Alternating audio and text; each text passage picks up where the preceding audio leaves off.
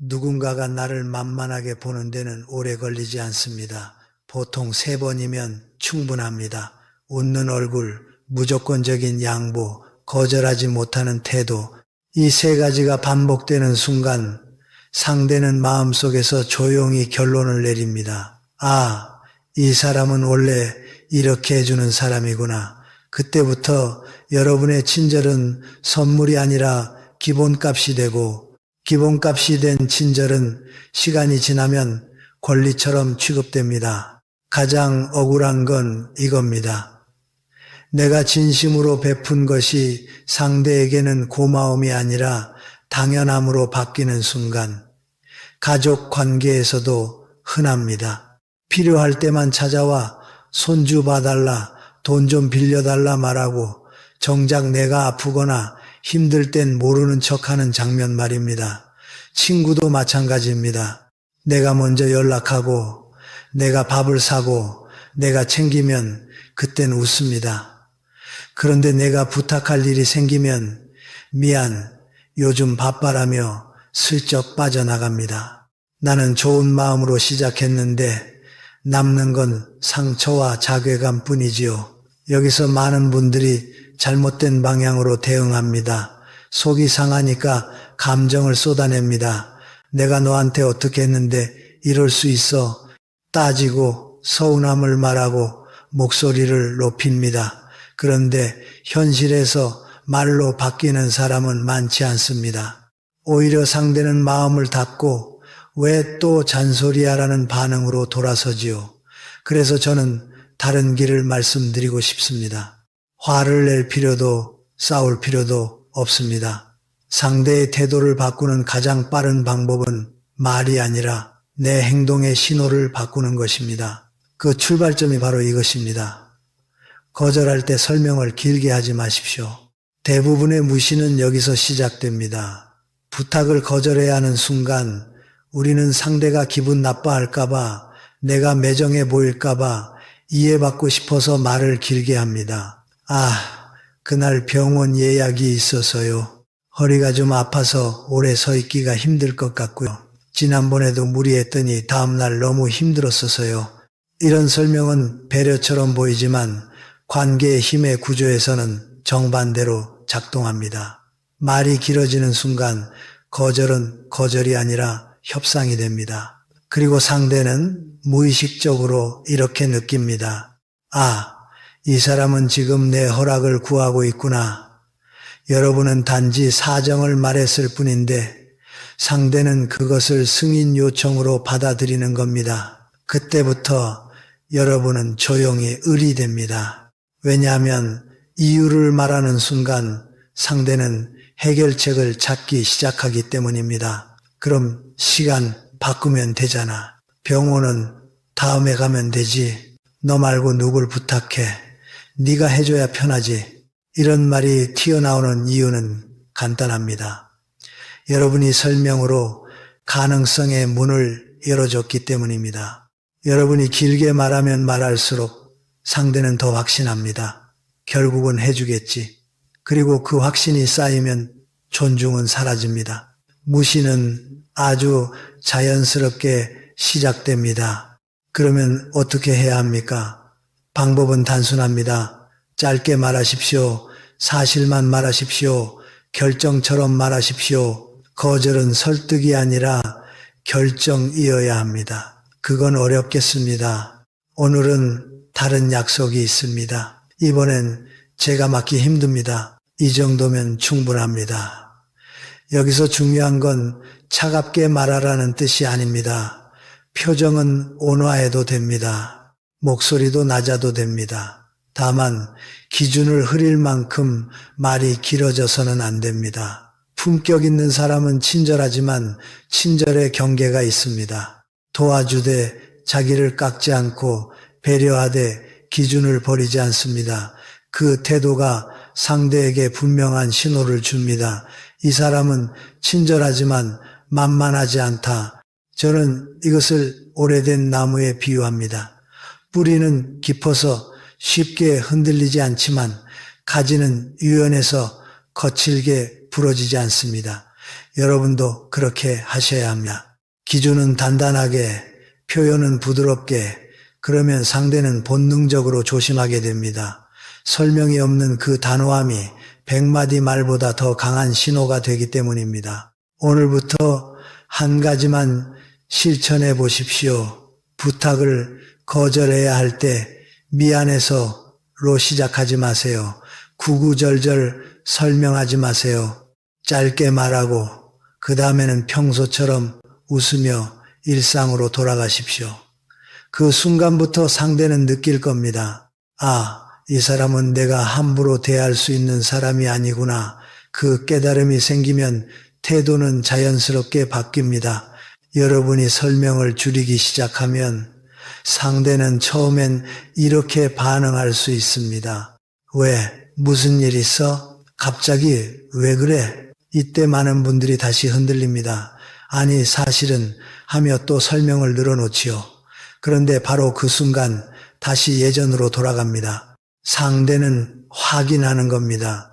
이 사람 여전히 내 눈치를 보나, 여전히 내가 밀면 넘어오나, 그 테스트에 걸리면 무시는 계속됩니다. 그러니 두 번째 원칙은 이것입니다. 화를 내지 말고 조용히 문을 닫으십시오. 말로 훈계하지 말고 감정으로 싸우지 말고 그저 행동의 제공을 바꾸는 겁니다. 이것이 가장 품격 있고 가장 효과가 빠릅니다. 예를 하나 들겠습니다. 어떤 어르신이 계셨습니다. 이웃에 젊은 직장인이 살았는데 처음엔 서로 정이 있었습니다. 출장을 가면 화분에 물을 주고 택배가 오면 대신 받아주고 과일을 사면 나누어 주었습니다. 젊은 이웃도 처음엔 고마워했습니다. 명절엔 선물을 챙기고 주말엔 청소도 도와드렸지요. 그런데 1년쯤 지나자 조금씩 선이 무너지기 시작했습니다. 택배를 어르신 집 주소로 미리 말도 없이 보내놓고 연락하면 아 그거요 하며 늦게 찾아갑니다. 고맙다는 인사가 줄어듭니다. 출장만 가면 당연히 화분은 알아서 물 주실 거라 생각합니다. 어르신이 깨닫습니다. 내 친절이 당연한 서비스가 되어버렸구나. 여러분, 이때 사람들은 보통 두 가지 실수를 합니다. 첫째, 폭발합니다. 내가 너한테 어떻게 했는데. 둘째, 더 참고 더 해줍니다. 그래도 이웃인데, 그런데 진짜 자신을 지키는 사람은 세 번째 길을 택합니다. 똑같이 웃되 똑같이 다 주지 않습니다. 그 어르신은 다음 날부터 이렇게 했습니다. 복도에서 마주치면 예전처럼 웃으며 인사합니다. 그러나 먼저 말을 길게 걸지 않습니다. 출장 간다는 말을 들으면 잘 다녀오세요는 말하지만 화분 물 주기를 자청하지 않습니다. 택배가 와도 따로 연락하지 않습니다. 물어보면 있어요 라고만 말합니다. 즉 싸우지 않았습니다. 따지지 않았습니다. 설명도 하지 않았습니다. 그저 예전엔 제공하던 서비스를 조용히 중단한 겁니다. 처음 일주일은 상대도 대수롭지 않게 여깁니다. 하지만 2주가 지나면 이상함을 느낍니다. 뭔가 달라졌다. 예전처럼 웃는데 거리감이 있다. 이 거리감이 상대의 본능을 건드립니다. 왜냐하면 인간은 문이 언제든 닫힐 수 있다는 신호에 굉장히 민감하기 때문입니다. 결국 그 젊은 이웃이 조심스럽게 찾아옵니다. 그동안 너무 당연하게 생각했습니다. 죄송합니다. 택배는 자기 집으로 받기 시작하고 출장 때는 부탁드려도 될까요? 라고 먼저 묻습니다. 감사 인사도 다시 살아납니다. 여러분, 이게 핵심입니다. 상대가 왜 여러분을 만만하게 봤는지 아십니까? 여러분이 마치 24시간 편의점처럼 늘 열려 있었기 때문입니다. 언제 가도 문이 열려 있고 요구하면 다 나오는 곳. 그런 곳을 누가 귀하게 여기겠습니까? 여기서 중요한 오해를 하나 풀어야 합니다.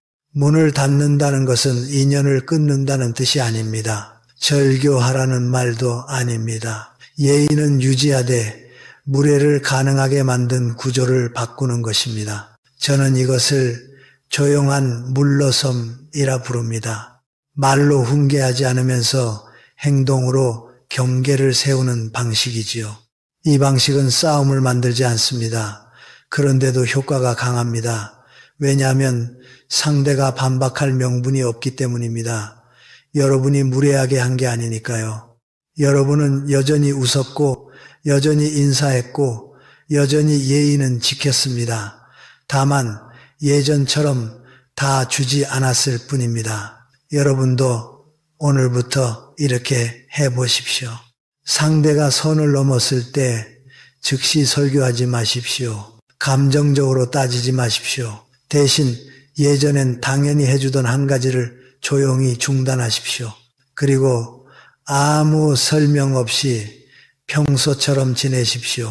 그러면 상대는 스스로 느낍니다. 내가 선을 넘으면 저 문이 닫힐 수도 있겠구나. 이 불안이 생기는 순간 사람은 알아서 예의를 차리기 시작합니다. 다산 정약용 선생도 이런 뜻을 남겼습니다. 상대를 가르치려 들기보다 한 걸음 물러서서 내 시간과 정성을 거두는 것이 때로는 100마디 말보다 강하다고 말이지요. 무례한 사람에게 필요한 건 긴 설교가 아니라 경계 체험입니다. 여러분, 오늘 한 문장만 기억하십시오. 가장 강력한 신호는 말이 아니라 행동의 변화입니다. 내일 누군가가 또 당연하다는 듯 부탁할 때 바로 대답하지 마세요. 예전처럼 즉시 움직이지 마세요. 예전처럼 먼저 챙기지 마세요. 웃으면서 조용히 문턱을 한 채만 올리십시오. 그 한 잎이 여러분을 만만한 사람에서 귀한 사람으로 바꿉니다. 여러분이 설명을 줄이고 조용히 문을 닫기를 시작하면 관계의 공기가 달라집니다. 그런데 여기서 또 한 가지가 필요합니다. 많은 분들이 이 두 가지는 잘해놓고 세 번째에서 무너집니다. 왜냐하면 사람은 마음이 흔들릴 때 태도가 흔들리기 때문입니다. 그래서 상대는 다시 확신합니다. 결국 저 사람은 기분 따라 움직이네. 그 순간 존중은 다시 빠르게 무너집니다. 그래서 세 번째 원칙은 단 하나입니다. 품격은 일관성에서 나온다. 여러분 주변에도 이런 분 계시지요? 어제는 천사처럼 잘해주다가 오늘은 표정이 돌처럼 굳어있는 사람. 기분이 좋은 날은 세상 다 줄 것처럼 하고 기분이 나쁜 날은 한마디에도 날카롭게 쏘아붙입니다. 같이 지내는 사람은 늘 불안합니다. 오늘은 어떤 날이지? 오늘은 또 어느 장단에 맞춰야 하지? 이 불안이 쌓이면 상대는 그 사람을 존경하는 게 아니라 피곤해합니다. 그리고 피곤함이 쌓이면 관계는 정이 아니라 요령으로 굴러갑니다. 가족 관계에서 특히 그렇습니다. 예를 들어 손주에게 용돈을 주는 장면을 보지요. 어떤 분은 기분이 좋으면 갑자기 5만 원, 10만 원을 턱턱 줍니다. 장난감도 다 사주고 뭐든 허락합니다. 그런데 몸이 아프거나 며느리에게 서운한 일이 생긴 날엔 손주가 조금만 떠들어도 화를 냅니다. 시끄러워 저리가. 용돈 달라고 하면 맨날 돈 얘기만 하냐.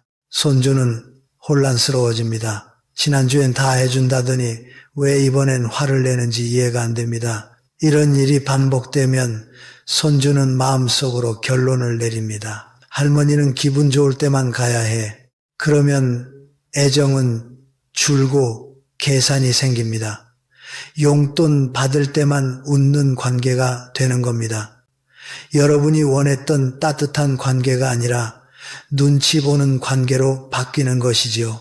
반대로 어떤 어른은 다릅니다. 기분이 좋든 나쁘든 늘 같은 태도입니다. 용돈은 정해진 날에만 줍니다. 기분이 좋다고 더 주지 않고 기분이 나쁘다고 안 주지도 않습니다.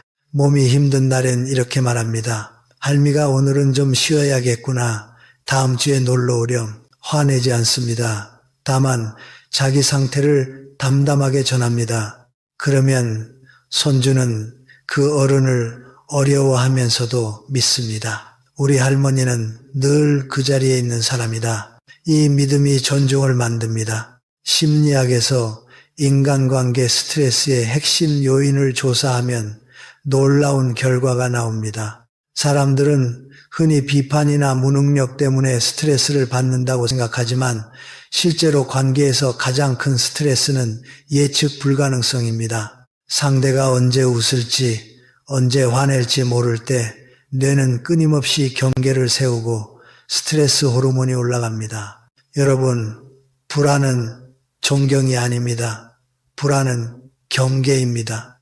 상대가 여러분을 조심하는 이유가 품격이 아니라 폭발할까 봐라면 그건 건강한 존중이 아닙니다. 그래서 일관성이 중요합니다. 일관성은 곧 기준입니다. 그리고 기준은 감정의 파도 위에 떠 있으면 안 됩니다. 땅에 박혀 있어야 합니다. 오늘 기분이 좋다고 원칙을 무너뜨리지 말고 오늘 기분이 나쁘다고 예의를 버리지 마십시오. 정약용 선생은 흔들리지 않는 마음을 부동심이라 했습니다. 기쁜 일이 있어도 가볍게 흥분하지 않고 슬픈 일이 있어도 과하게 무너지지 않는 것. 이게 단지 수행자의 덕목이 아니라 인간관계의 힘입니다. 왜냐하면 부동심이 있는 사람은 상대에게 예측 가능한 안정을 주기 때문입니다. 사람은 안정 앞에서 함부로 굴지 못합니다. 안정은 무게를 만들고 무게는 존중을 만듭니다. 여기서 여러분이 당장 실천할 수 있는 방법이 있습니다. 내 기분이 태도가 되지 않게 만드는 작은 규칙을 정하는 것입니다. 예를 들어 이런 규칙입니다. 부탁을 받으면 즉시 답하지 않는다. 최소 10초는 멈춘다. 도와줄 수 있는 범위를 미리 정해둔다. 시간, 돈, 노동의 한도, 내가 피곤한 날에도 기본 예의는 유지한다. 표정, 말투, 약속, 기분이 좋은 날에도 과하게 퍼주지 않는다. 즉흥적 선물, 즉흥적 약속 금직. 이 규칙이 생기면 여러분은 흔들리지 않습니다. 그리고 여러분이 흔들리지 않으면 상대도 흔들어 보려는 시도를 멈춥니다. 이 사람은 밀어도 안 움직이는 기준이 있구나. 그걸 알게 되면 사람은 자연스럽게 예의를 갖추기 시작합니다. 여러분, 존중받는 사람에게는 공통점이 있습니다. 친절이 그날의 기분에서 나오지 않습니다. 친절이 그 사람의 기준에서 나옵니다. 그래서 상대는 그 친절을 당연하게 쓰지 못합니다. 함부로 쓰면 관계가 흔들릴 걸 알기 때문입니다. 오늘은 거울을 보며 딱 한 문장만 다짐해 보십시오. 내 기분이 태도가 되지 말자. 기분이 좋을 때도 한 템포 낮추고 화가 날 때도 한 템포 멈추십시오. 그 멈춤이 여러분의 품격을 지키고 그 품격이 여러분을 만만하지 않은 사람으로 세웁니다. 여러분, 이제부터가 더 현실적인 이야기입니다. 설명을 줄이고 조용히 문을 닫고 일관성을 지켜도 어떤 사람은 계속 선을 넘습니다. 왜냐하면 그 사람은 여러분의 착함을 사랑해서가 아니라 여러분의 비어있음을 이용하기 때문입니다. 그래서 네 번째 원칙은 분명합니다. 언제든 부를 수 있는 사람이 되지 마십시오. 많은 분들이 착각합니다. 내가 언제든 도와주면 그 사람은 나를 더 소중히 여기겠지. 하지만 인간관계는 종종 반대로 움직입니다. 언제든 잡히는 사람은 점점 가벼워지고 쉽게 만나지는 사람은 쉽게 취급됩니다. 여러분이 시간을 비워둘수록 상대는 여러분을 내가 필요할 때 꺼내 쓰는 사람으로 인식합니다. 여러분 혹시 이런 별명 들어보셨나요? 5분 대기죠. 전화만 오면 바로 달려가는 사람입니다. 자식이 이번 주말에 갈게요 하면 친구 약속을 취소하고 장까지 봐놓고 전화기만 바라보며 기다립니다. 친구가 심심한데 나올래 하면 하던 일을 멈추고 나갑니다. 본인은 사랑이라고 생각합니다. 배려라고 믿습니다. 내가 든든한 나무가 돼야지. 그런데 이상하지요. 그렇게 해줄수록 상대는 더 쉽게 굴기 시작합니다. 어차피 저 사람은 시간 많아. 어차피 부르면 나오잖아. 이 생각이 깔리는 순간 존중은 빠르게 사라집니다. 여기 두 분의 이야기를 비교해 보겠습니다. 은퇴하신 박 선생님이 계셨습니다.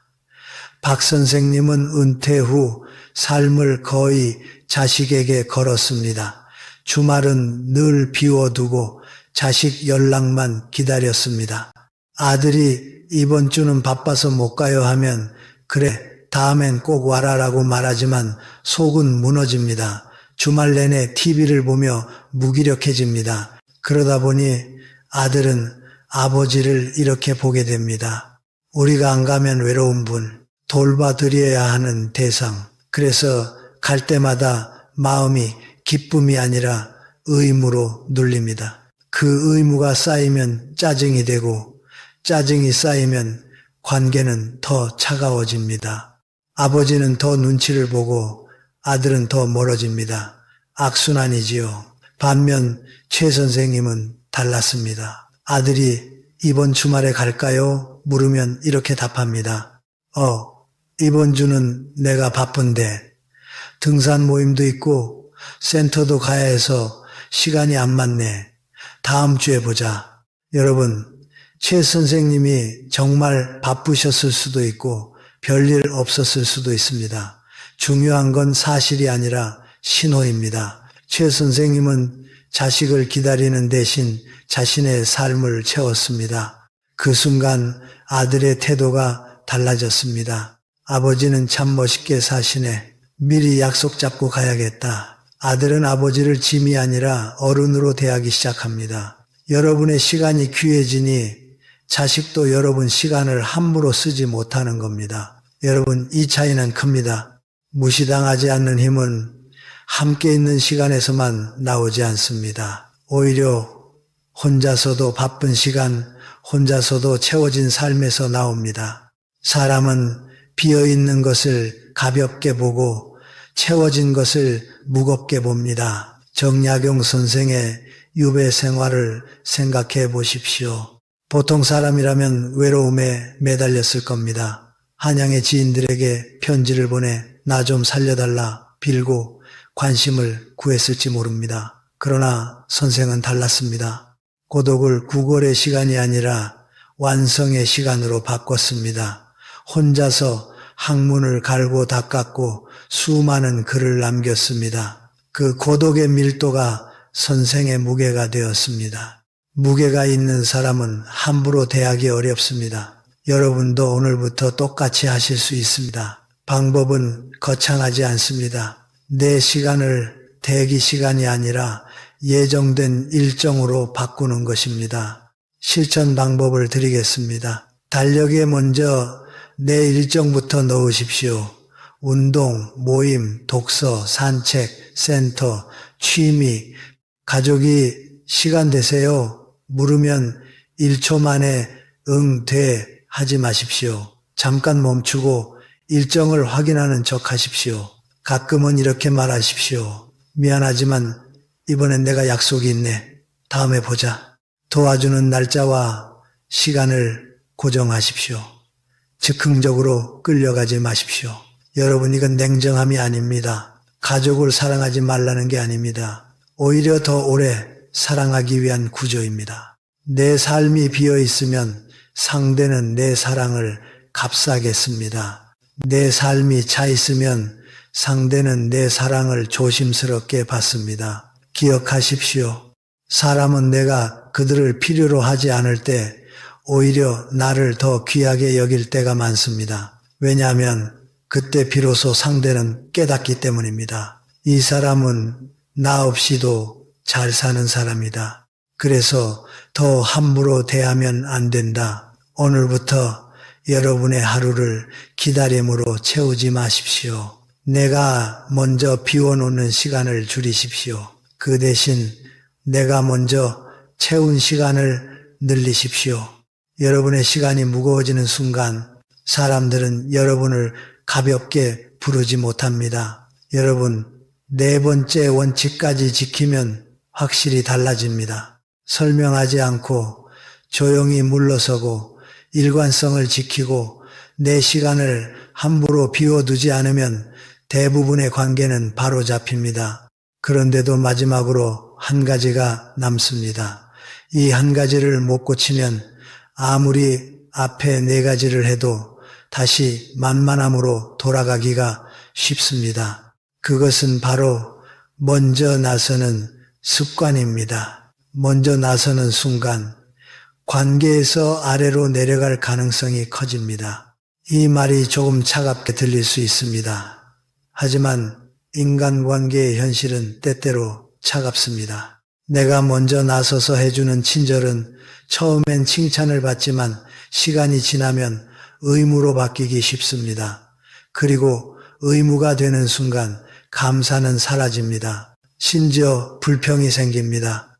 여기 부산에 사시는 67세 김명자 권사님의 이야기가 있습니다. 김 권사님은 참 부지런한 분이셨습니다. 교회에서 누가 시키지 않아도 예배가 끝나면 의자를 정리했고 식사가 끝나면 제일 먼저 고무장갑을 끼고 설거지를 하셨습니다. 처음 1년은 다들 말했습니다. 권사님 덕분에 저희가 편해요. 정말 천사세요. 그런데 2년이 지나자 분위기가 달라졌습니다. 사람들은 움직이지 않았습니다. 권사님이 하시겠지. 그 생각이 교회의 공기처럼 퍼져버린 겁니다. 그러던 어느 날 김 권사님이 몸살이 심하게 나서 예배를 빠진 적이 있었습니다. 권사님은 속으로 기대했습니다. 사람들이 걱정해 주겠지. 그런데 다음 주 교회에 갔더니 한 집사님이 이렇게 말하더랍니다. 아니 권사님, 지난주에 왜 안 나오셨어요? 권사님이 없어서 우리가 설거지했잖아요. 여러분, 이 말이 얼마나 잔인합니까?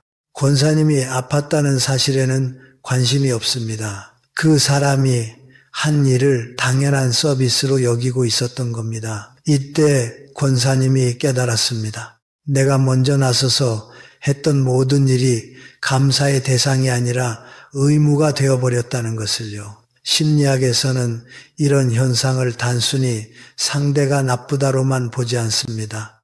인간의 뇌는 요청하지 않았는데 공짜로 주어지는 것을 시간이 지나면 가치가 낮게 평가하는 경향이 있습니다. 즉, 내가 먼저 해줄게라고 내밀수록 상대는 점점 그 도움을 공기처럼 여기게 됩니다. 조직 심리학 연구에서도 비슷한 결과가 나옵니다. 똑같이 도와줘도 평가가 갈립니다. 상대가 도와주세요 라고 요청했을 때 도와주면 사람들은 이렇게 생각합니다. 귀한 시간을 내줬다. 고맙다. 능력 있는 사람이다. 즉 은인으로 존중합니다. 반대로 요청하지 않았는데 내가 먼저 나서서 제가 할게요 라고 하면 시간이 지나 이런 생각이 생깁니다. 저 사람은 원래 저걸 하는 사람, 시간이 맞나 보다, 존재감을 보이려나 보다. 그리고 마지막엔 가장 위험한 낙인이 찍힙니다. 우리보다 아랫사람인가? 잔인하지만 이런 식으로 관계의 위아래가 굳어지는 경우가 많습니다. 여러분, 여기서 핵심은 도와주지 말라가 아닙니다. 도와주는 방식의 순서를 바꾸라는 겁니다. 정약용 선생의 일화도 비슷한 메시지를 줍니다. 유배지 초기 선생은 마을 사람들을 위해 발벗고 나섰습니다. 농사법도 알려주고 병도 봐주고 모르는 게 있으면 먼저 가르쳤습니다. 처음엔 사람들이 고마워했습니다. 그런데 시간이 지나자 어떤 이들은 인사도 없이 찾아와 선생님 이거 좀 해주세요 라고 당연하게 요구하기 시작했습니다. 마치 맡겨놓은 것을 내놓으라는 듯 말이지요. 그때 선생은 깨달았다고 합니다. 내가 먼저 준 것이 화근이구나. 그 뒤로 선생은 태도를 바꿨습니다. 문제가 보이더라도 먼저 나서지 않았습니다. 그 사람이 직접 찾아와 가르쳐 주십시오라고 요청할 때 그때 비로소 한마디를 보댑습니다. 그러자 사람들은 그 한마디를 천금처럼 여겼고 선생을 더 존경했습니다. 여러분, 이 원칙을 한 문장으로 정리하면 이렇습니다. 먼저 나서서 도우면 하인이 되고 부탁받고 도우면 은인이 됩니다. 여기서 많은 분들이 두려워합니다. 요청을 기다리면 나는 이기적인 사람이 되는 것 아닙니까? 그렇지 않습니다. 오히려 그게 성숙한 어른입니다. 성숙한 어른은 내가 다 해줘야 관계가 유지된다는 착각에서 벗어납니다. 관계를 유지하기 위해 내가 먼저 무너지는 순간 그 관계는 결국 썩습니다. 건강한 관계는 상대도 책임을 지게 만듭니다. 상대의 입에서 부탁이라는 말이 나오게 만들어야 상대는 고마움이라는 감정을 배웁니다. 오늘부터 이렇게 해보십시오. 부탁받기 전에는 먼저 나서지 않기. 상대가 요청했을 때만 가능한 범위에서 도와주기. 도와줬다면 당연해지기 전에 횟수와 범위를 정해두기. 이번엔 도와드릴게요. 다음부터는 미리 말씀 주세요. 내가 먼저 나서고 싶은 충동이 올라오면 한 박자 멈추기. 지금 내가 친절이 아니라 불안을 달래려고 나서는 건 아닌가? 여러분, 친절이 불안에서 나오면 반드시 값싸게 소비됩니다. 친절이 기준에서 나오면은 반드시 존중받습니다. 그래서 우리는 착한 사람으로 남기보다 귀한 사람으로 서야 합니다. 귀한 사람은 도움을 아끼는 사람이 아니라 도움을 헐값에 넘기지 않는 사람입니다. 오늘 이 5번째 원칙만 지켜도 관계의 공기가 바뀝니다. 상대는 더 이상 여러분을 24시간 편의점처럼 쓰지 못합니다. 왜냐하면 문은 열려 있지만 아무 때나 열려 있지 않기 때문입니다. 그 차이가 여러분의 품격을 만들고 그 품격이 여러분을 무시해서 구해냅니다. 여러분, 이제 중요한 질문을 하나 해야 합니다. 그럼 나는 앞으로 어떻게 살아야 무시당하지 않나?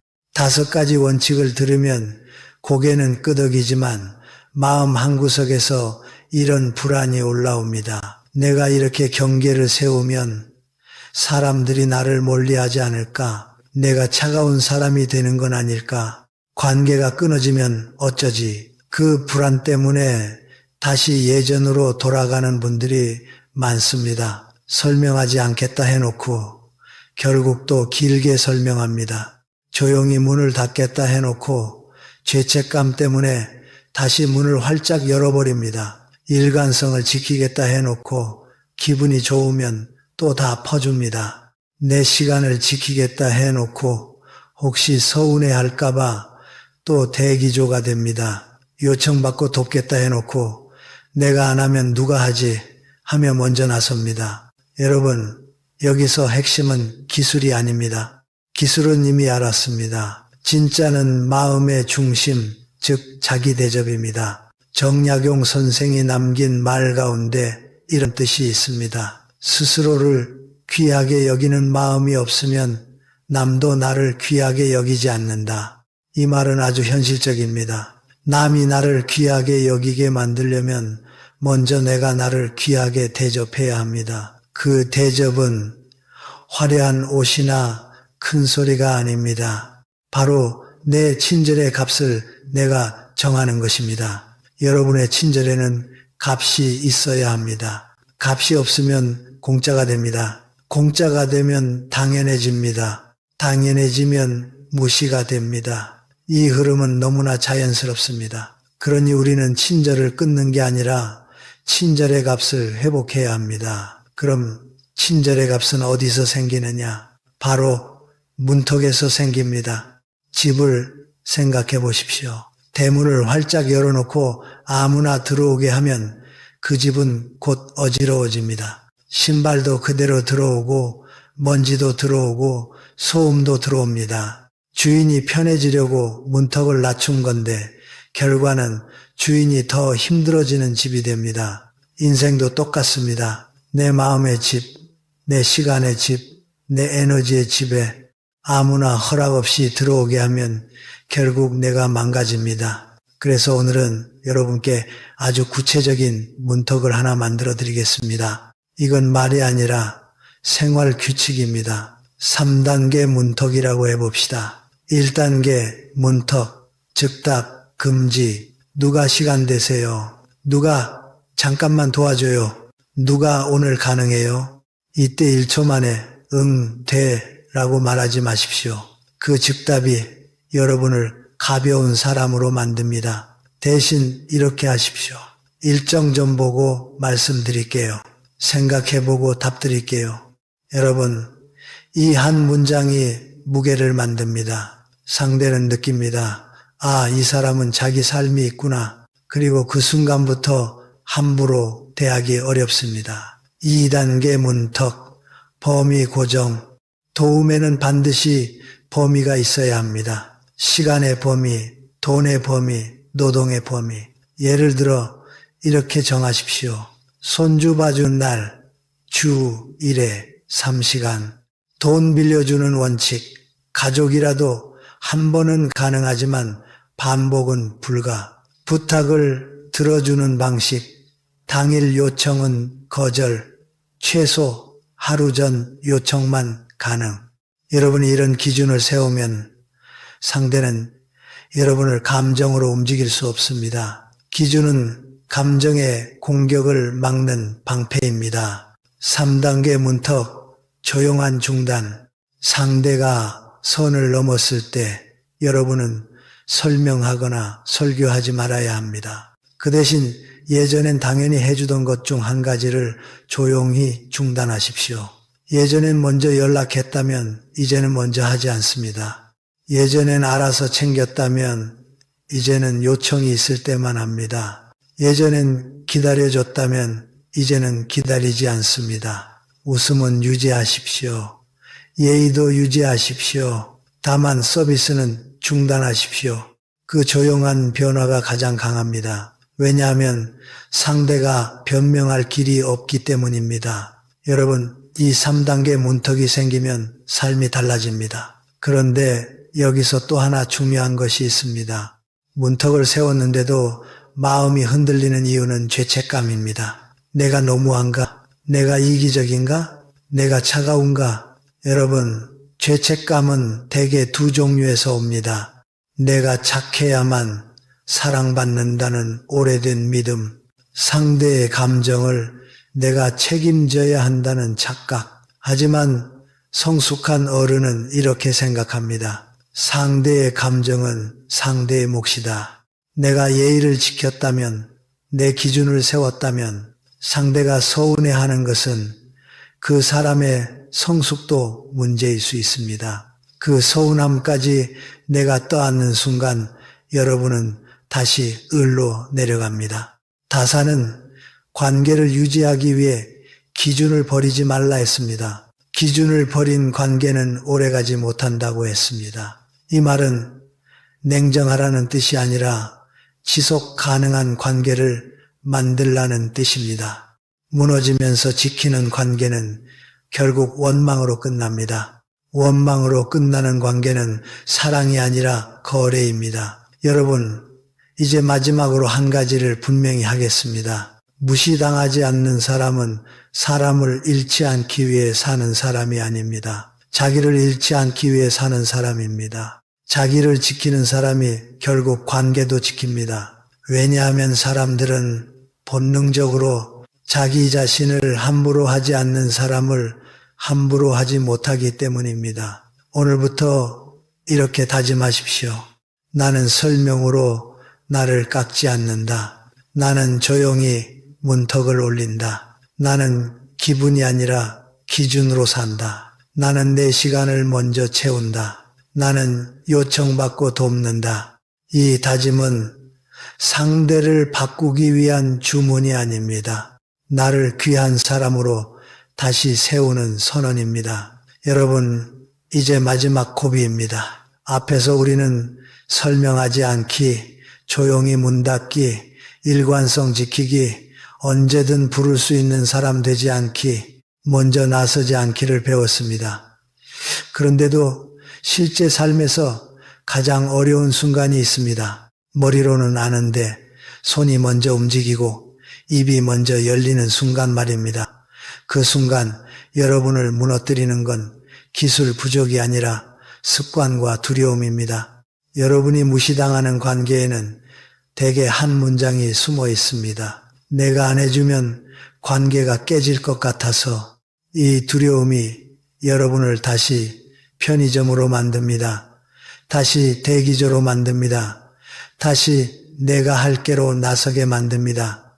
그리고 다시 처음으로 돌아갑니다. 그래서 저는 오늘 여러분께 관계를 지키는 법이 아니라 더 근본적인 질문을 드리고 싶습니다. 여러분은 지금 사람을 지키고 있습니까? 아니면 사람 때문에 나를 잃고 있습니까?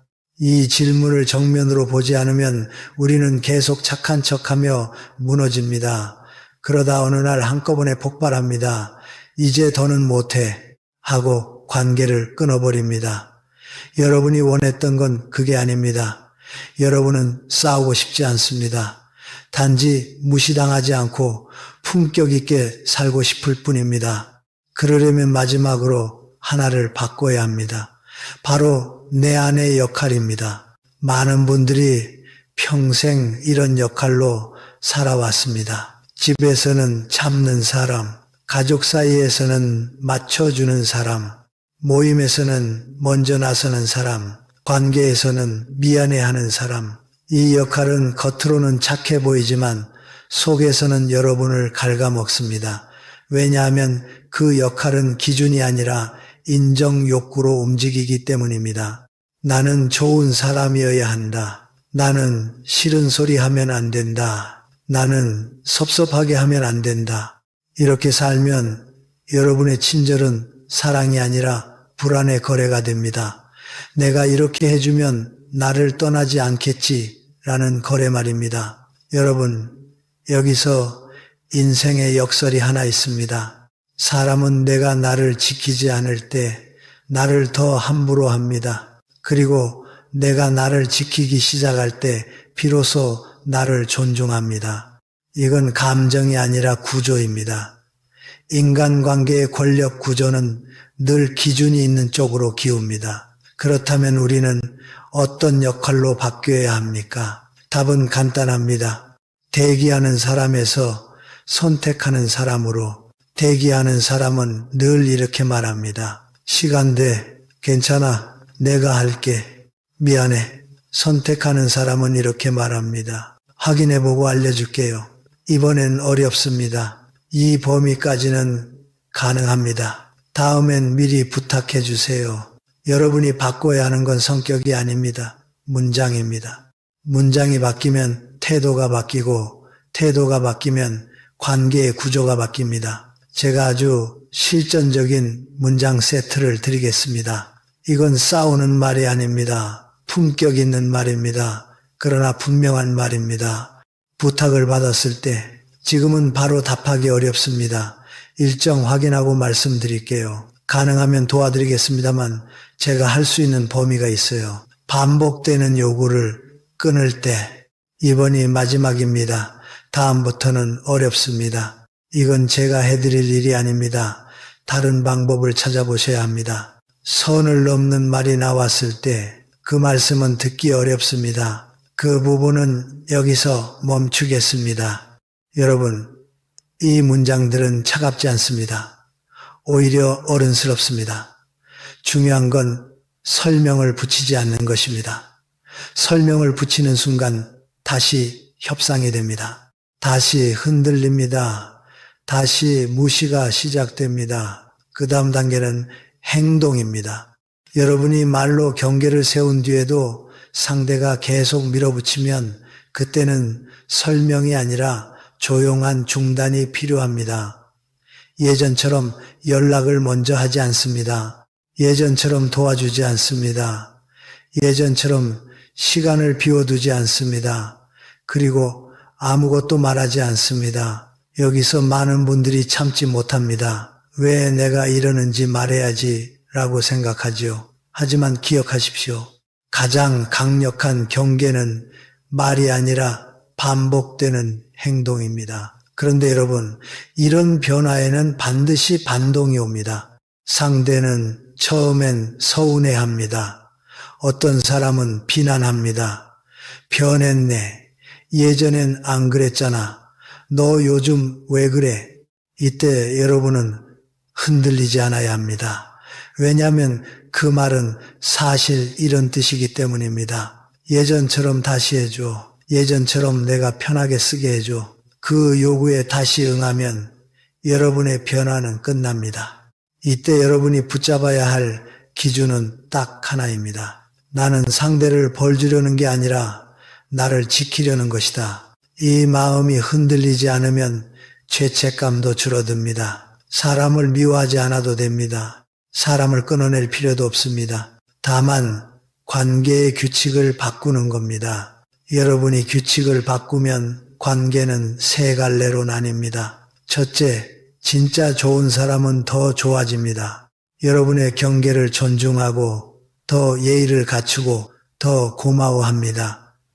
이런 관계는 오히려 깊어집니다. 둘째, 애매한 사람은 처음엔 불편해하다가 적응합니다.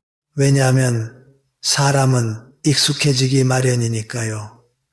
여러분이 흔들리지 않으면 그들도 새로운 규칙에 맞춥니다. 셋째, 나쁜 사람은 떠납니다. 여러분을 이용하던 사람은 더 이상 얻을 게 없으니 떠납니다.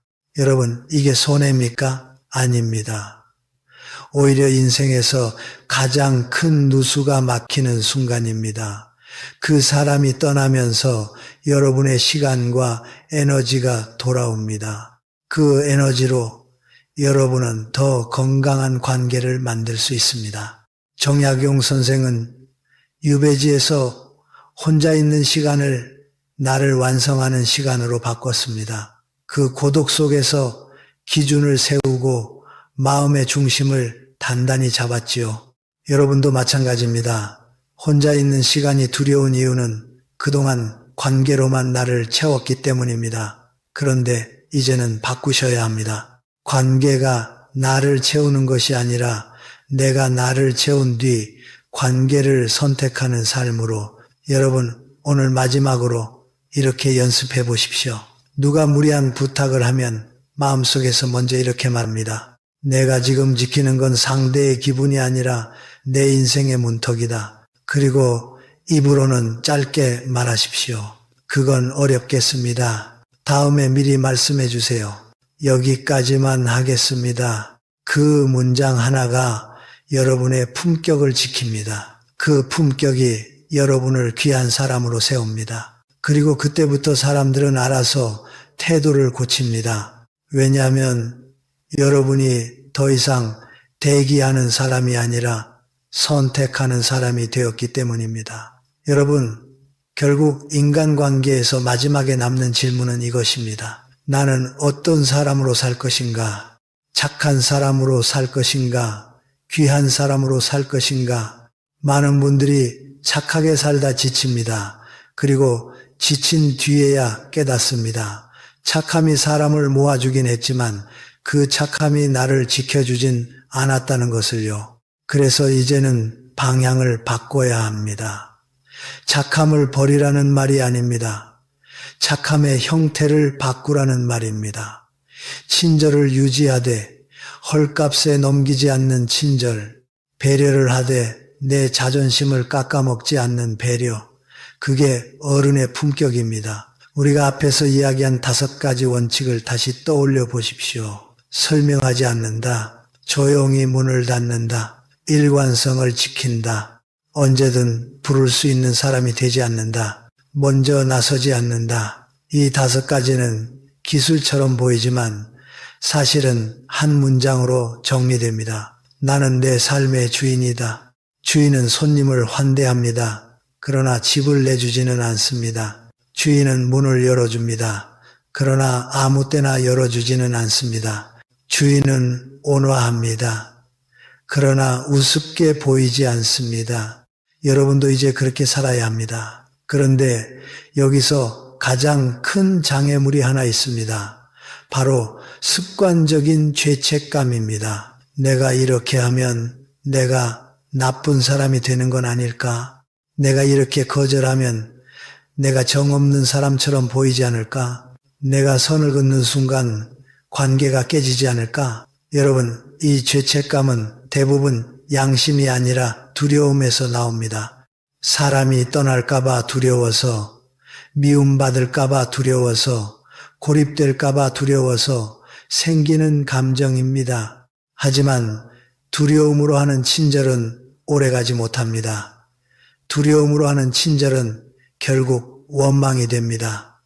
그리고 원망이 쌓이면 언젠가 폭발합니다. 그러니 죄책감을 없애려 애쓰기보다 죄책감을 견디면서도 기준을 지키는 연습을 해야 합니다. 여러분이 기준을 세우면 사람들은 반드시 반응합니다. 어떤 사람은 변했네라고 말합니다. 어떤 사람은 예전엔 안 그랬잖아 라고 말합니다. 어떤 사람은 너 요즘 왜 이렇게 차가워 라고 말합니다. 그때 여러분이 해야 할 대답은 길지 않습니다. 제가 제 생활을 좀 정리하고 있습니다. 제가 요즘 제 건강을 챙기고 있습니다. 제가 할 수 있는 범위가 있습니다. 이 정도면 충분합니다. 설명을 길게 붙이지 마십시오. 길게 설명하는 순간 다시 협상이 되고 다시 무시가 시작됩니다. 그리고 여기서 한 가지를 명확히 하셔야 합니다. 여러분이 경계를 세우는 목적은 상대를 벌주기 위함이 아닙니다. 나를 귀하게 세우기 위함입니다.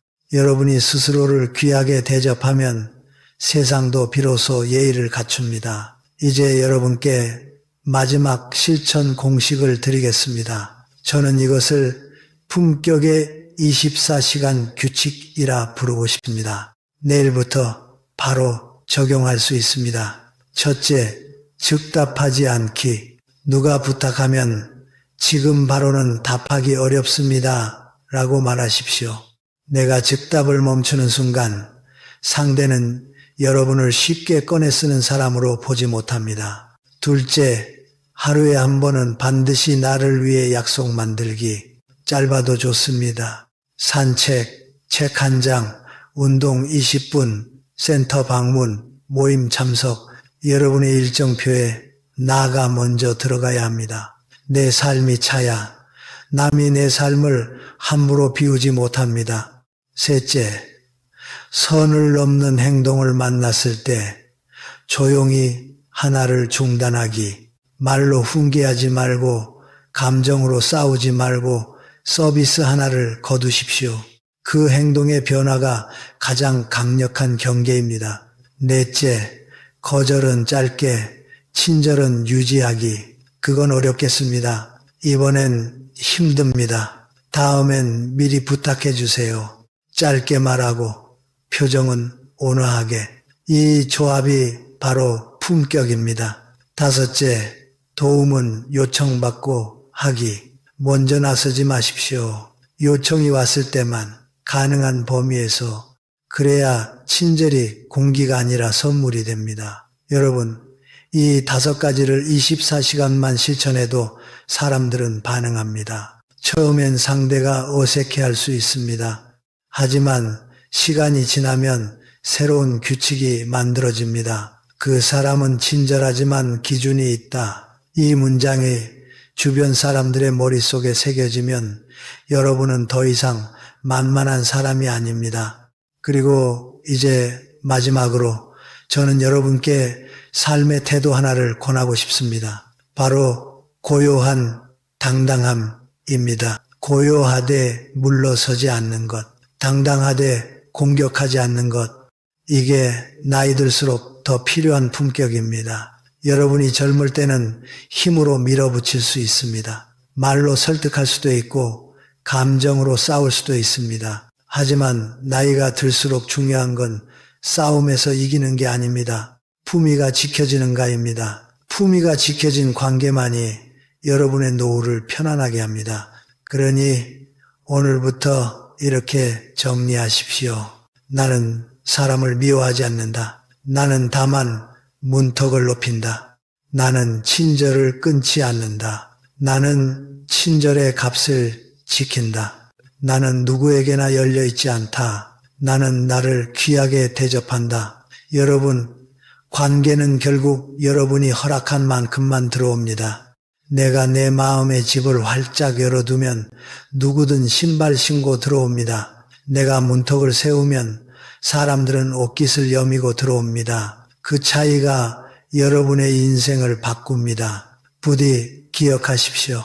여러분은 누구에게나 헐값이 될 사람이 아닙니다. 여러분은 귀한 사람입니다. 그리고 귀한 사람은 스스로를 먼저 귀하게 대접하는 사람입니다.